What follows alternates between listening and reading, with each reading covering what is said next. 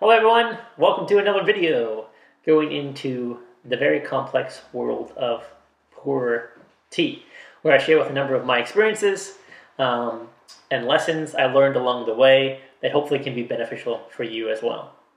So today we will be talking about, once again, the difference between older tea trees and smaller bushes, though this time more so in a almost technical analysis sort of way. I've talked about the concepts between old trees and small bushes using analogies before, but what is the actual difference between small bushes and old tea trees in terms of the makeup of the tea, the taste profile, the feeling in the body, and how do they differ? And how can I, as someone wanting to consume this tea or purchase this tea, be able to identify the quality of the raw material I am drinking, which I think is very, very important. You always want to depend on your own skill set and experience rather than relying on a vendor's experience or someone else's word, right? We want to be able to understand what we are purchasing and why we are purchasing it.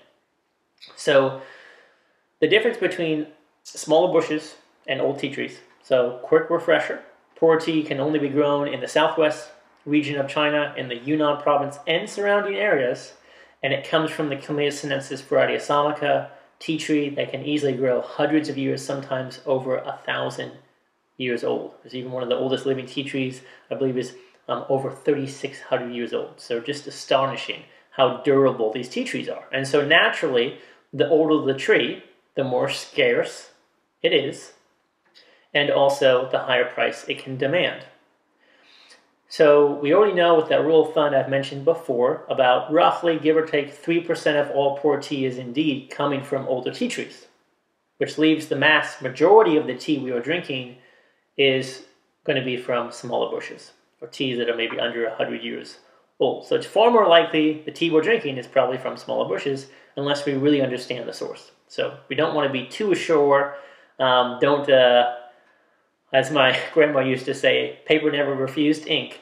So don't always trust the wrapper. Trust your own experience. So we'll dive into small bush tea. Now this is relatively newer. There's been more and more plantations being grown ever since kind of the national demand inside China, the international demand for Puerh tea. There's more and more demand to produce plantation type of tea gardens. Before it was a few select older tea trees that would grow naturally in the garden, deep in the mountains, high elevation, and they're self-sustaining. So why are old tea trees self-sustaining? Well, it has a lot to do with the root structure. So if we go to a new plantation, they've just planted a bunch of new crops, and you look at those smaller, maybe 20, 15-year-old tea plants, they do not have a deep root structure. And if they do not have a deep root structure, what is the makeup of that tea leaf? Well, it's going to be predominantly caffeine and tea polyphenols, right? There isn't a deep enough root structure to provide diversity yet, right? So you're really just getting tea polyphenols and caffeine, and maybe you're getting too many tea polyphenols, which can sometimes create that very aggressive, intense flavor profile.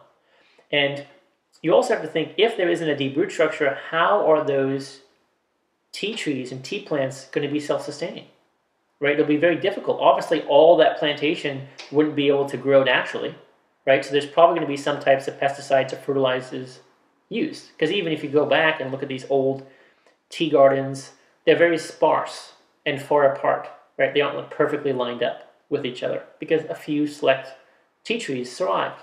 But now with these plantations, it's a very different story. So there's obviously the concern around pesticides and fertilizers, though there's obviously organic ways to do that, which many farmers I've seen have started to explore that, which is fantastic. And if the tea bush only has a lot of caffeine and tea polyphenols, this might change the structure of the taste. So if a tea has a lot of tea polyphenols, you may notice when you brew it, you may feel an uncomfortableness in the stomach, right? And so traditionally, they solve this by knowing Puerh tea always should be aged 5, 10, 15 years before consuming. So it can mellow out. It can be less harsh. And the caffeine component as well, sometimes you drink some of these teas, feel so caffeinated. and sometimes it can be irritating to the maybe a headache or maybe uncomfortable in the stomach, and that's just because you're dealing with so much caffeine in tea polyphenols. Now, it's not to say that doesn't potentially produce good tea. You can always age the tea. There's regional aspects that have very clean air or very nutrient-rich soil. And then also the special kilgreen is very important. But remember, with Puerh, you are really drinking the essence of the tea, right? There is not usually a master involved with a special roasting technique to bring out certain amounts of flavor, like there is in green, oolong, even some white teas and black teas. Puerh is essentially picked, sun-dried, very short special kilgreen, and then processed into a tea cake. So you are indeed consuming the natural beauty of the tea leaf, which makes it even more important that that tree or bush is growing very naturally to be able to absorb the regional environment, to be able to pick up the personality of the growing region. So I think it's a good understanding of smaller bushes, right? Sometimes they can be more aggressive. They can sometimes have pesticides or fertilizers used. They don't have a deep root structure. They have a lot of tea polyphenols, which could create harshness in the stomach and a lot of caffeine, maybe uncomfortable feeling. That's not to say that maybe those teas could age okay in the future.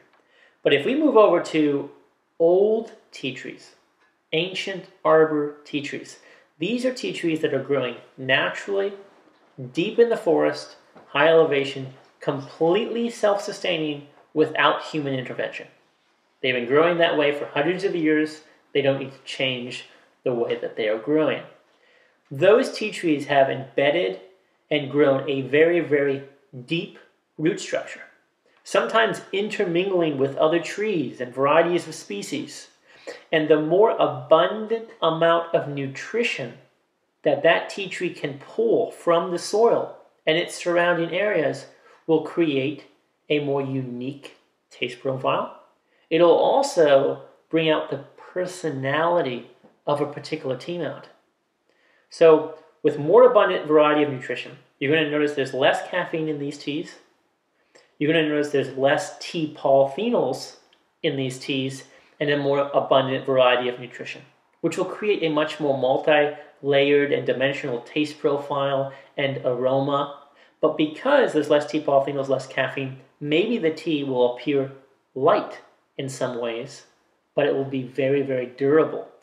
And I also believe that only old tea trees will have a much more significant impact on bringing out the personality of a particular tea mountain.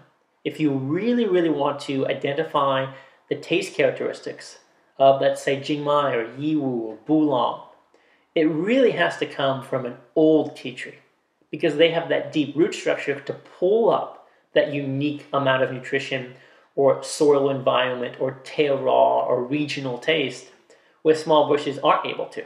They just don't have the root structure in order to do so. They may have it in 100 or so years, but the personality of a particular mountain will be far more pronounced in old tea tree material than it would be in small bushes. Now, obviously there's always going to be a few exceptions, but I think broadly this is pretty correct analysis of these two types of trees. There's always strange exceptions. Not all old tea trees are fantastic.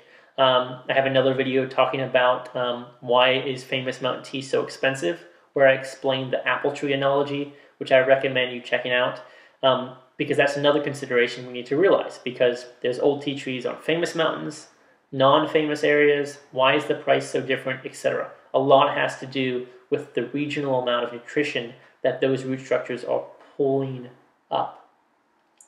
And it's the same to do with the caffeine. Not all old tea trees will have little to no caffeine. But in my experience, some of the more famous mountains, sometimes when I drink a famous mountain old tea tree Puerh, I almost feel like I want to take a nap after I drink it. I just feel so comfortable. I feel so relaxed, which is the opposite feeling I often get from teas from smaller bushes. So I hope that's helpful. So quick recap, smaller bushes, there's no root structure. They may need aid in growing, such as fertilizers and pesticides. You're going to have a lot of caffeine, a lot of tea polyphenols, probably a more stronger flavor profile, more one-dimensional, and maybe it won't be as durable. Now you go over to old tea trees, they have a deep root structure that's pulling up an abundant amount of nutrition, which allows for less caffeine, less tea polyphenols, and more of the personality of the region or mountain taste. And often when you drink those types of teas, you may feel very relaxed. You may only need a small amount of tea. It's very, very durable. The flavor profile and aroma is very multi-layered and unique to explore and changes all the time. And so with that in mind, you might also want to think, well, about the aging of those two teas. And I might go into more depth in another video, but with some of those smaller bush teas that are so aggressive, some people might look for that tea to mellow out, right, because it's so aggressive. I don't particularly like that trajectory. When you move over to old tea trees, it may be very light, but it has so many layers, it's so subtle, and what you'll see is because there's an abundant amount of nutrition and different types of material in this tea, you may notice a upward development and enhancement of those subtle flavor profiles in the beginning that will become more pronounced over time. So more developed over time versus you're looking to something to mellow out over time. So I do hope that's helpful. If you do find videos like this to be your liking, go ahead and give it a like, subscribe. Let me know in the comments below some of the ways you identify the difference between smaller bush teas and older bush teas or older tea trees. I would love to hear them, and we can always address future comments and questions in other videos. We'll also be doing a few live streams here and there on YouTube. So thanks for watching. Look forward to seeing you in my next video. Take care.